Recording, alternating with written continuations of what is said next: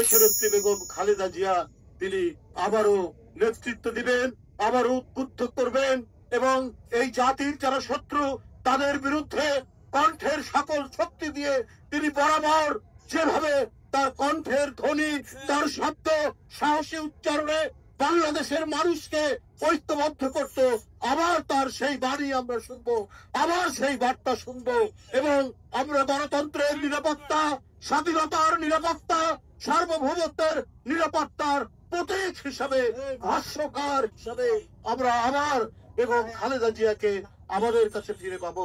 এই তাই মানবাদকে আল্লাহর কাছে আমরা সেই প্রার্থনা করছি। বন্ধুরা আমার, আজকে এই নিয়ে দোয়া অনুষ্ঠান, আর এই বিষয়ে কিছু বলতে চাই না।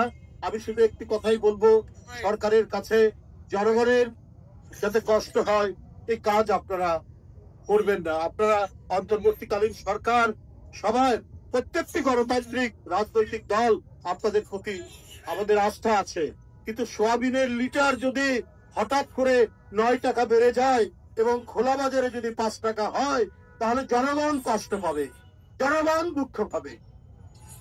এইটা করবেন না। অন্তর্বর্তীকালীন সরকার জনস্বার্থে যে কাজগুলো আছে সেই কাজ করবেন, কারণ সোয়াবিন প্রত্যেক দিন আমাদের কাজে লাগে।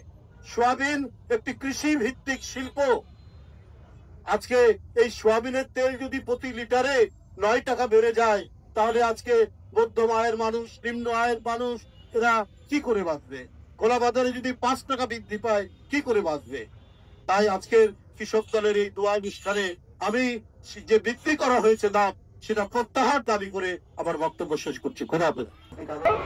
আল্লাহ মায়ের পাশে এসে মায়ের খেদমত করো, তৌফিক দাও আল্লাহ। আল্লাহ তুমি তো সব কিছু পারো।